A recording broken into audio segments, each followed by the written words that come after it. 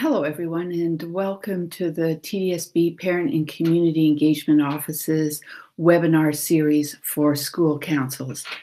Webinar number 1 is archived on the PCEO website, and it looked at school council basics. This is webinar number 2, and tonight we're going to look at bylaws. So, my name is Nancy Angevine Sands. I'm a family engagement consultant, and I work to help build effective school-home partnerships with school councils and teachers. So if you give me one moment, we'll get started.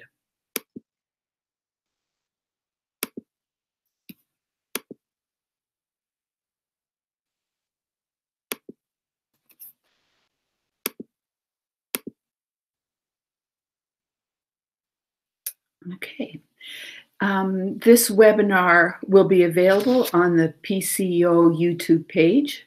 To protect your privacy, visual contributions by viewers will not be possible.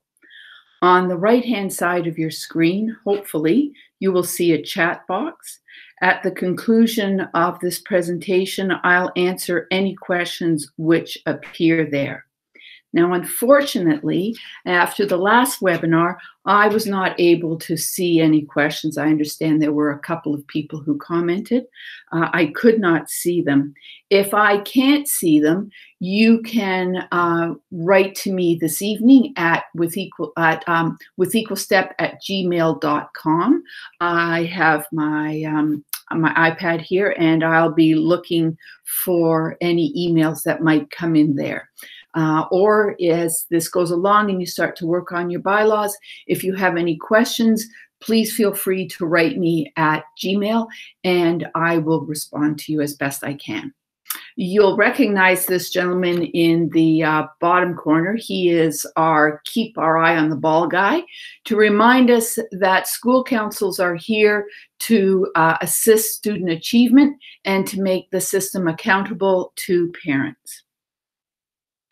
All webinars are designed to meet accessibility guidelines, and you'll see little captions under the pictures, and that's just one of the ways that we're doing that.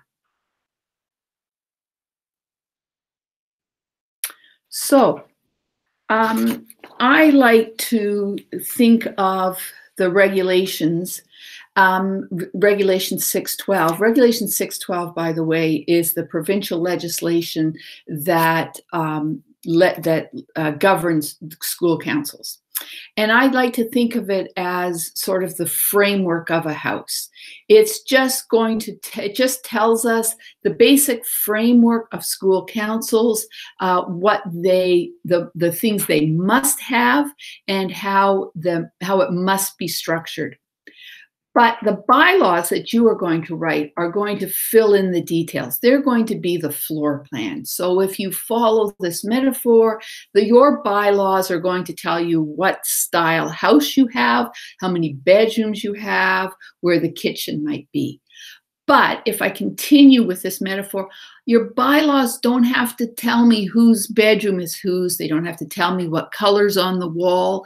That's for every council to come in and make those little adjustments that they want to make the year work well for them. But the bylaws are going to tell them the important things, the things that the school has decided how it wants the council to operate. If you don't have bylaws, and we continue with this metaphor, it's a little bit like living somewhere without any shelter. Bylaws, when you write them, cannot conflict with Regulation 612. When a school council does not have bylaws, it must rely on what 612 says. And when it writes its bylaws, it cannot write anything that is contrary to what we see in 612. For example, your bylaws cannot state that the principal is not included on the council. 612 states that a council may make laws governing its affairs, provided that they don't conflict with regulations. And it says that there must be bylaws governing election procedures and vacancies, conflict of interest, and conflict resolution. Those are the only things that 612 say must be in the bylaws. So let's look at what you should have. Here's a list of 12 things that we suggest are in your bylaws.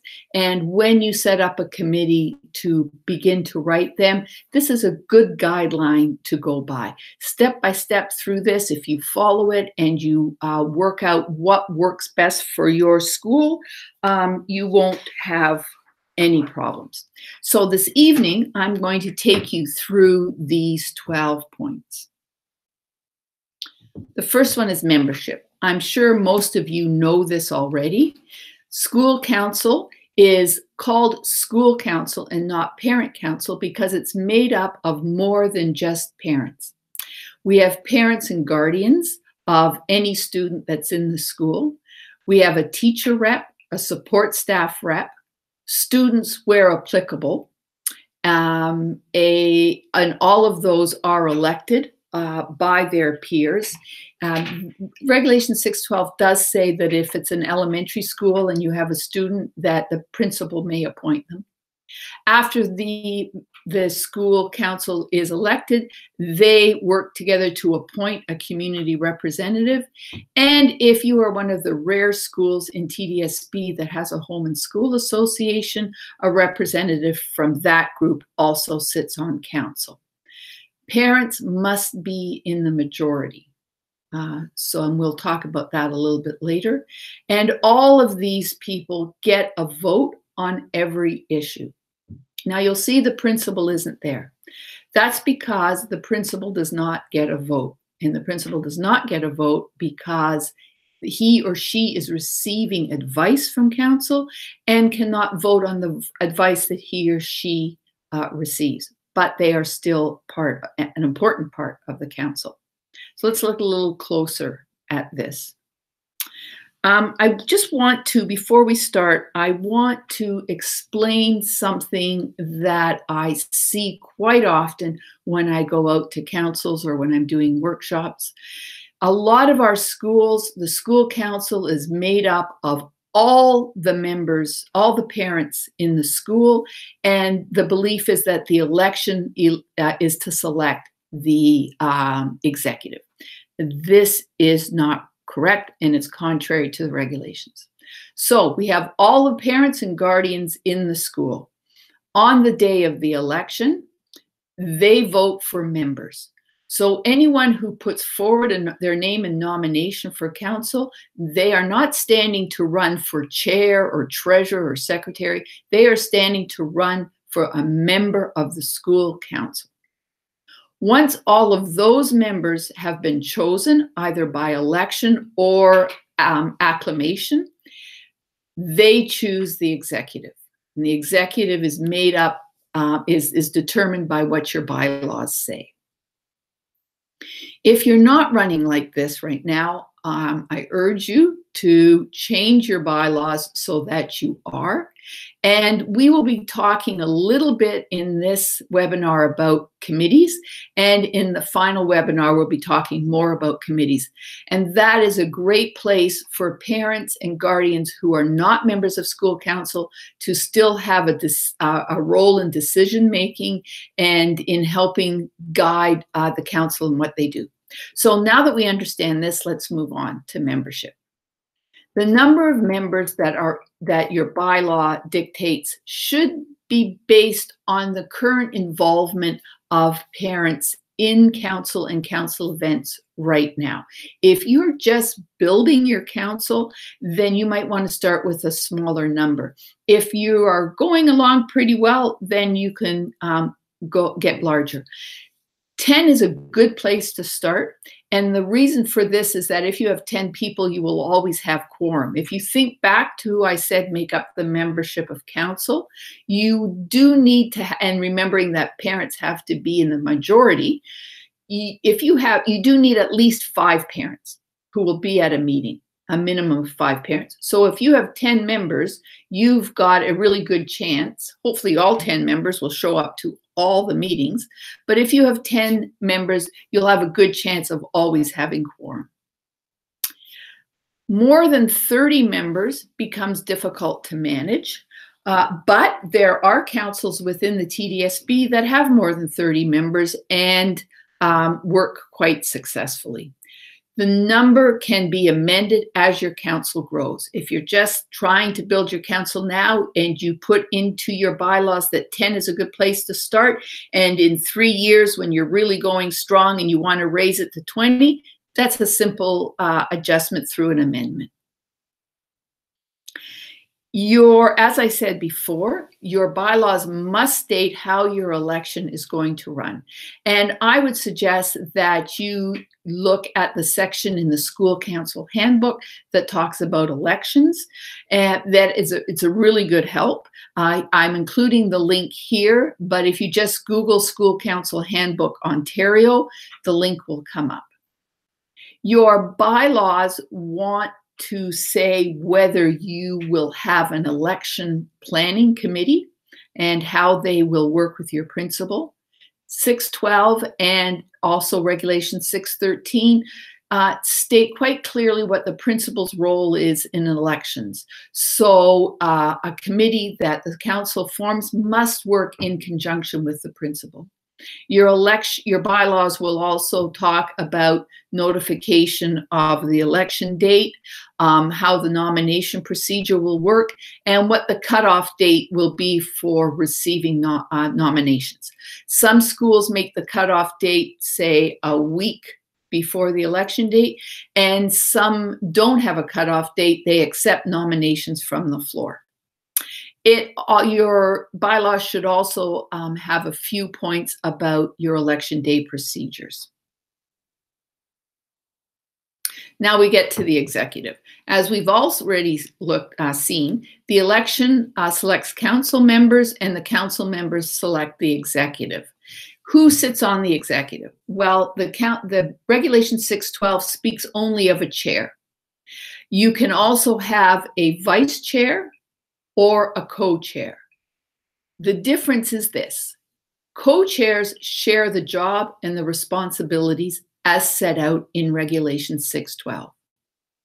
A vice chair is there to support the chair. The chair has all of the responsibilities that is set out in the regulations, and the vice chair is there to help them in any way that is deemed necessary by the chair or the executive, and to step in if the chair cannot perform any of their duties at any time. You should also have a treasurer and a secretary. Now, it's quite possible to put in your bylaws that the role of treasurer and secretary could be shared by 2 people.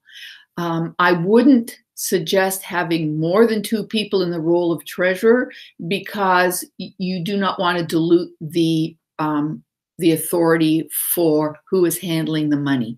You want always to be accountable, and only want 1 or 2 people who are responsible for that.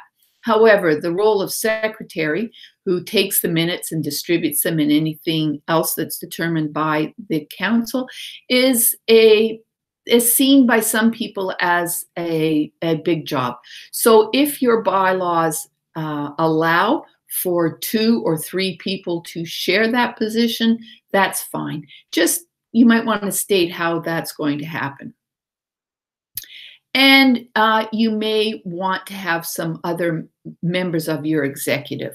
Some school councils will make the chairs of their standing committees, which we're going to look at in a minute, make the chairs of their standing committees members of the executive. Some people just leave it to the 3 that I've got here. I want to emphasize at this time that the executive does not have really any more powers or rights than the council as a whole. The executive can get together and determine the agenda, come up with some suggestions of where the council might go, but really it's the membership of the council that make the decisions. You must have quorum to have a legal meeting. 50% plus one is best, although the Parent and Community Engagement Office has allowed 40% plus one for councils that are growing. The majority of the people in attendance when counting quorum must be parents, and we go back to what I said about 10 members being a good number. If you don't have quorum, the meeting may continue. You just can't make any decisions. You can't have any votes. You can have a discussion around certain issues, but they have to be tabled until the next meeting when there's quorum. Vacancies. All right, what do we do with vacancies? First of all, we have to notice that a member may not be removed from office. It doesn't matter what they do, and I will say to you right now that I think that this is a flaw in the regulations, but it's in the regulations. A member may not be removed from office. They may, however, resign. A member may be removed from executive position, however, if they are not performing their duties as an executive, based on what your bylaws say for the removal of that position. That can occur, but they cannot be removed as a member. Oh, there you go. I got ahead of myself. And vacancies may be filled by council via appointment, and I should have added here, and election. So let's say your bylaws say we can have 10 parent members for our council. And on election day, you've only got 6 people who have filled in nomination forms, and those 6 people are now acclaimed. You now have 4 vacancies. Don't leave those vacancies there. Start looking for people who might be willing to fill them. If you have an election committee, which I hope you do, that committee can start going out and talking to people. Maybe someone that is sitting on one of your committees is doing a good job and kind of likes it. You could go to them and say, listen, we have a vacancy on our council. Would you like to sit as a member for the rest of the term? It's only 1 year. And then the council, depending on what your bylaws say, can vote to appoint that person, or you have to go through you go through the election procedure. If you go through an election procedure, it's exactly the same procedure as electing the members. Personally, I would suggest filling vacancies by appointment. Always in your bylaws state how you fill those procedures. It must be very clear so that anytime it occurs, this year, next year, 3 years down the road, the procedure is always the same. This is how you make sure that you're being transparent and accountable and inclusive to your parent community. So we're going to talk for just a moment about committees. There are 2 kinds of committees. There are standing committees and there are ad hoc. Standing committees are the only type of committee that appear in the bylaws, and that's because they must occur every year. So you do not want to list a committee in your bylaws that you aren't sure subsequent councils would want to have exist. If you remember, go back to the beginning with the frame of the house and the floor plan. This is, you want to say the basic outline of how you want your council to look, but you don't want to be dictatorial about it. So standing committees, a good one is the budget committee. And usually that would, of course, be chaired by the treasurer. And this would look at how much money do you have and where are you going to get the money to do the work that your council wants to do through the year. You might also want a committee for outreach or communication. These are just some examples of committees that councils across the board, across the TDSB might find helpful. The other set of committees are ad hoc committees. These do not appear in your bylaws because they may not be necessary every year. For example, you may have a gardening committee, and you may have had a gardening committee for 5 years. But are you 100% sure that for the next 5 years, all of the parents in the school that are involved in your school council are going to want a gardening committee? If you are, then I guess it becomes standing. If not, it's ad hoc, doesn't appear in your bylaws. Whether it's a standing committee or an ad hoc committee, it reports to council. And your bylaws should state something about what is expected of committees.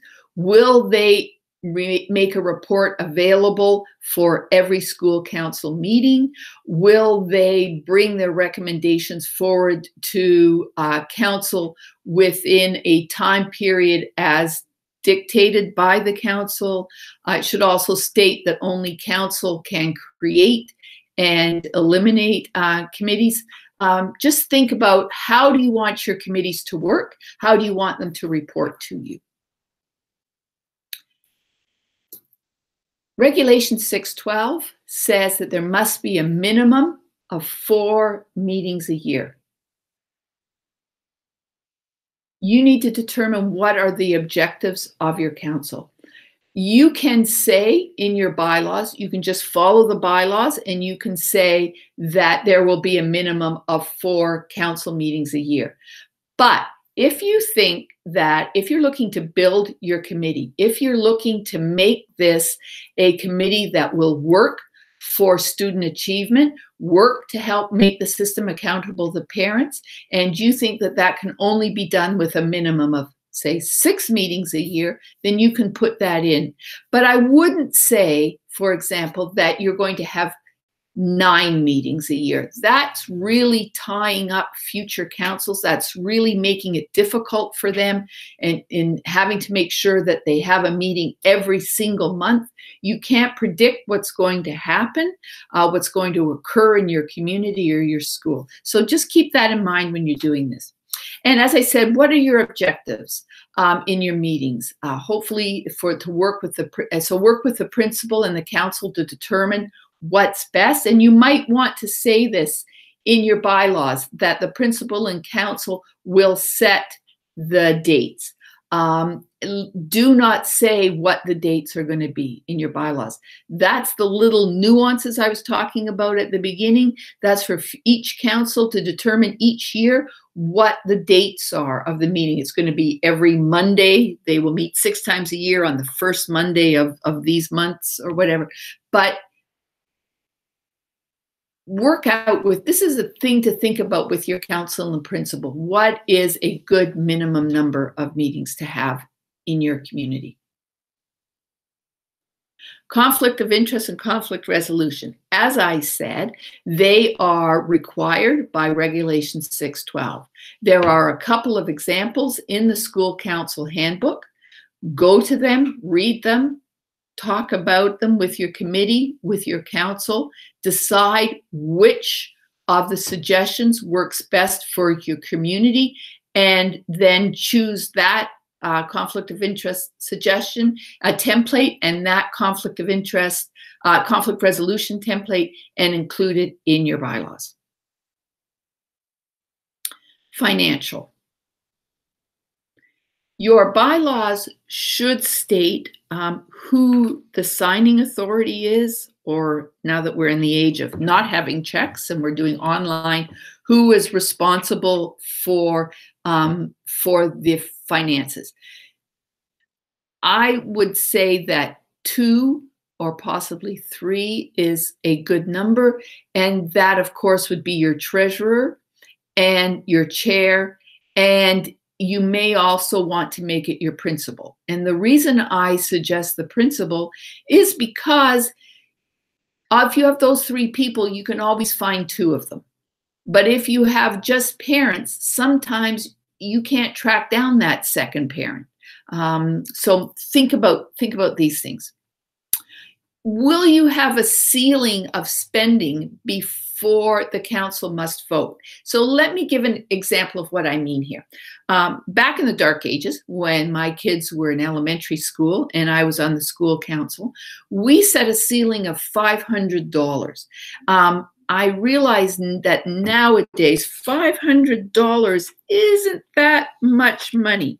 But what we meant by that was, at that time, it was a lot of money, and it was that we could not vote to spend $500 in one fell swoop without advising the school community that this was on the agenda, this was the amount we were voting to spend, and this is what it was going to be spent on.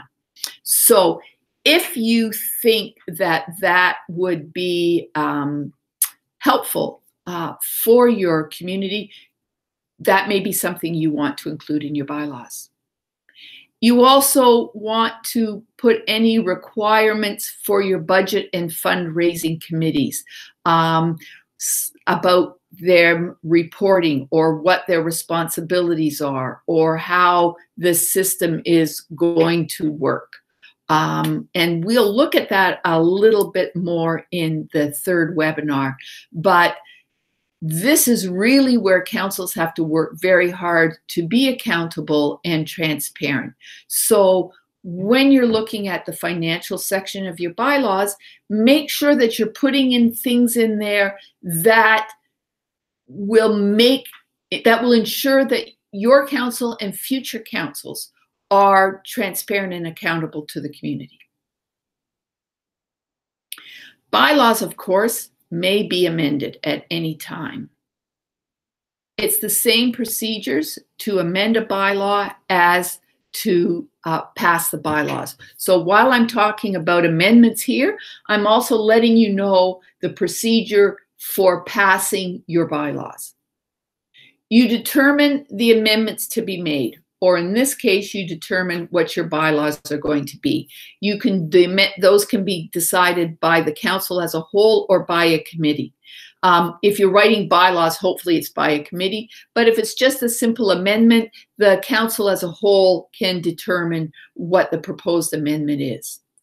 The council approves a draft of that amendment, makes it available to the community, sets the date for discussion so that any parent who wants to come and talk about it can, and then they vote to accept the amendment. As I said, this is how your bylaws will be ratified as well. Once your committee has written up the proposed draft, they will present it to council. Council can then look at the bylaws, discuss them, send them back to committee for amendments, for reworking, if they so wish. But once the bylaws, once the council has decided that this is a set of draft bylaws that they approve, they make it available to the community as a whole. You can do that via your web page. You can make a couple of copies, hard copies, available in the office. You can put one on a bulletin board if the school council has a bulletin board, just so that there's a way that any parent who's interested can come and look and see them. Then you set the date of the council meeting at which the bylaws will be discussed. You allow for discussion. If you want to do any amendments to the bylaw draft, you can do it at that time. And then the council votes. Only council members vote to ratify the bylaws and vote to ratify amendments. I want to just give a bit of a caution as we end this section of the webinar. What you put in your bylaws stays in. Only amendments can change bylaws. Many councils will only write their bylaws or see the necessity of writing their bylaws after they've had a problem, after there's been some stressful event within the council and they realize that they need a set of rules, a foundation on which they can build their work. And then they go to write their bylaws, and they write their bylaws thinking only of the problems that they have faced in the last year or two. And that's fair, because you don't want your future councils to go through the same thing. But you also have to recognize that you don't want to hinder or hamper what the future councils can do based on fears of what you've gone through.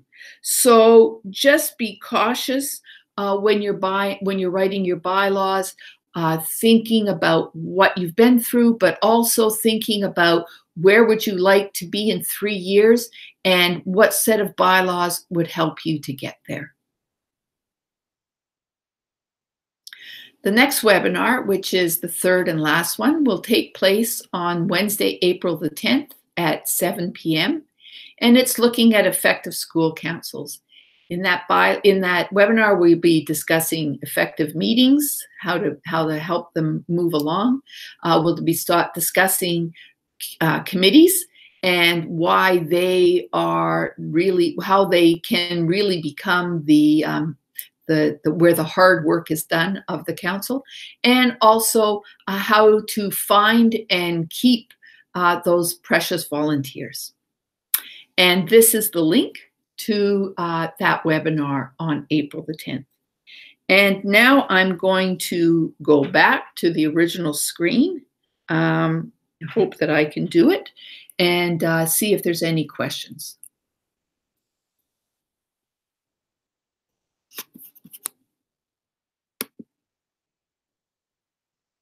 There we are. Oh, got to turn a light on. It got dark while we were talking. Okay, now I'm not seeing any questions yet. I'm going to look at my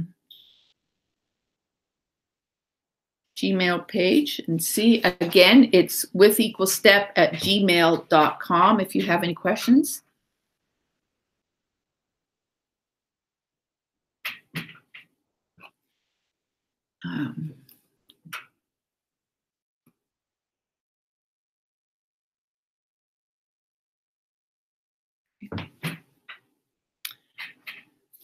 I hope that this webinar was of help to you. And a lot of school councils will not write bylaws because they find them kind of intimidating. Please don't. It's not that difficult. A committee of 3 or 4 people sitting down with those 12 pointers that I had at the beginning of the bylaws and the school council handbook should help you get through it quite easily. As I said, think about where you want to be in 3 years, and what would you need, what sort of structure would you need to set up so that you can get there in a transparent and inclusive and accountable way. I'm just watching to see if there's any questions. Oh, here's one. Beth is asking, how often should a school council review your bylaws? That's a really good question. I would suggest you look at them maybe every 3 years. It's when you have a new council, every new council member should get a copy of the bylaws and just read through them so they understand how their council is meant to work and what their responsibilities are. But 3 years should be good. Some communities change quite a bit actually in a couple of years. So I think you need to think about how much your community is changing, or if a group comes in, if the parents are, and when changing, I don't mean a drastic change, but I mean sort of the philosophy of what councils can and might be doing. And you might need to review your bylaws and see if they need a little bit of help to provide a firmer foundation for you.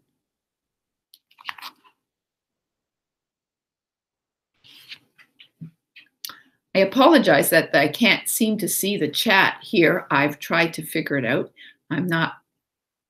Tech isn't my strong point, but I have been searching for quite a while to find an answer on how to see chats, and nothing's coming up. So if anybody knows, please email me and let me know.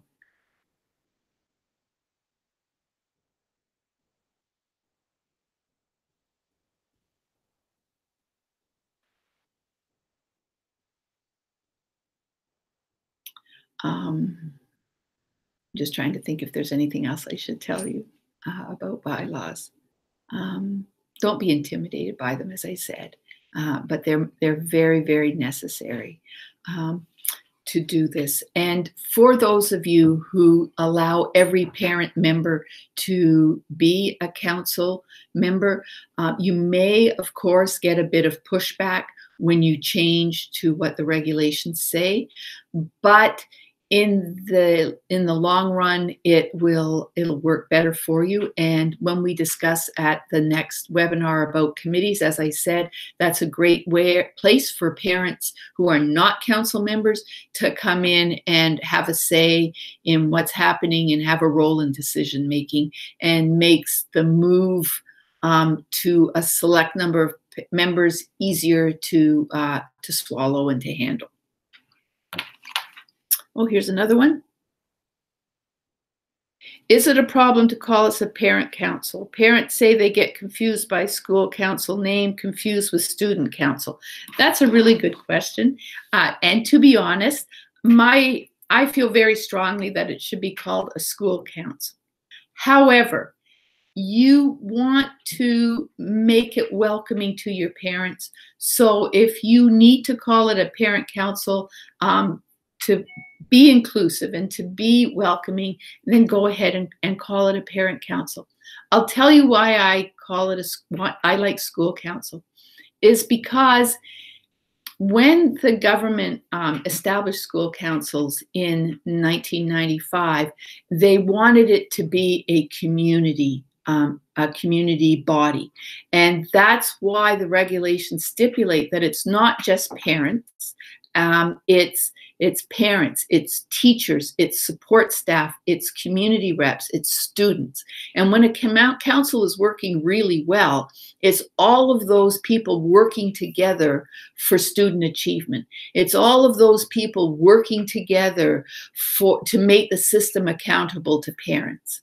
And that's why I like to call it school council, because I also think it sends the message out to the broader community. This isn't just a bunch of parents getting together dictating what they want to happen. This is our school community saying how we want things to occur, and that we are partners in the education of our kids. But as I said, it's most important to have your parents feel comfortable and be willing to come out. Maybe guide them towards the school council part.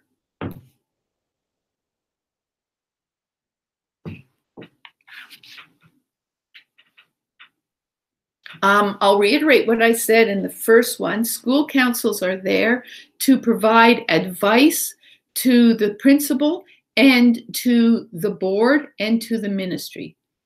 We must remember that is to provide advice. School councils aren't there to dictate how things must happen. They are there to make suggestions based on their valuable parent knowledge.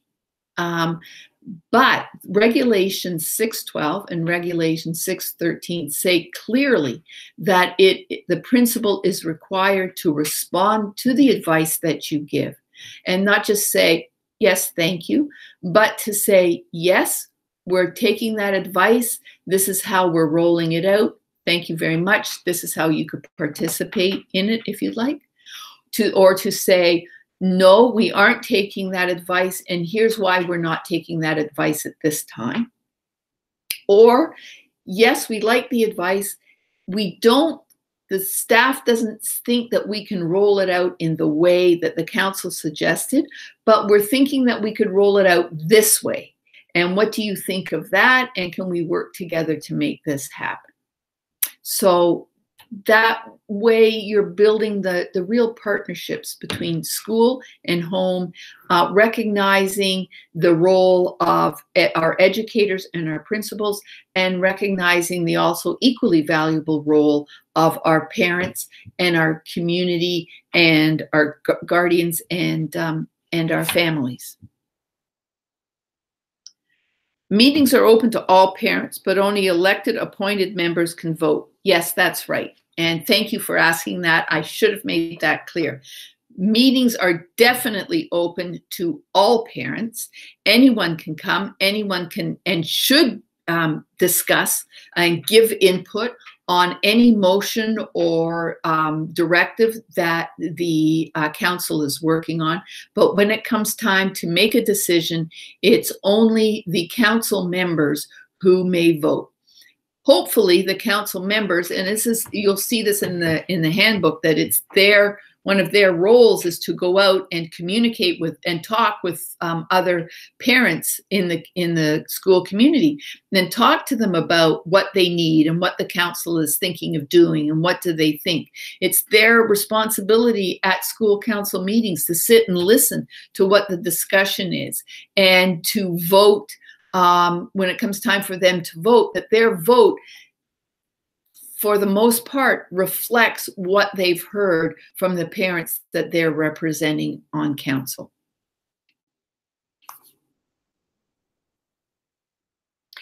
When we do webinar number 3, I'm actually going to talk a little bit more about how to make council meetings more effective, so that when the parents that aren't members come, they're still benefiting from being at that council meeting. They're still learning something. There's something of value for them to come out to the meetings. Some ideas that the council meetings will be interesting and worthwhile, and not necessarily 2 hours of your life that you won't get back again. As I've said, some of the council meetings I have been at in my kids' schools. How can we as council members ensure that the agenda of our council meetings are providing information and feedback and a sharing of ideas and thoughts of our community, not just our parents, also our teachers and our community members. I'll take a moment just to speak about the appointment of your community representative. Quite often I'm asked, well, who should I have as a community rep? That does not have to be determined at your first meeting. Your council may want to sit and think for a while about, what do you want to do this year? What do you want to accomplish? How are you going to support student achievement this year? How are you going to support your parents to support student achievement? What are you going to do that?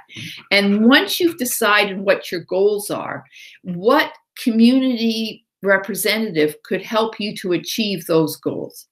So, for example, if one of your goals is to follow a school improvement plan goal to improve some aspect of literacy, then, and you're going to support that, you're going to support the parents to support literacy at home, then what you might want to do is have a representative from your local library as a community rep. And again, community rep can be shared by, maybe there's 2 librarians who want to share that duty. If you have a project and you need to do some fundraising to be able to do this project and so that it will help student achievement, you may want to get a representative from your bank to provide some financial guidance to you about how you could do things. If you are looking to support your parents in providing resources for them so that they can support their children and their children's needs, both educationally and psychologically and socially, then you may want to have somebody from a community organization be your community rep, someone from as I said, community organization, from the Y, from a community hub, something like that, who could come and advise you on where resources are available to parents, come with some great ideas about how you can make those resources available to your parents, how you can bring them in. Just someone who will provide you connections with other links throughout the community. So I'm not getting any more questions. And again, nothing's showing up on my chat line, and I apologize for that again. Please do not hesitate to contact me, to write to me at withequalstep@gmail.com, or I'm on Twitter at withequalstep. And of course, you can always write to the Parent and Community Engagement Office at the TDSB for any questions that you may have.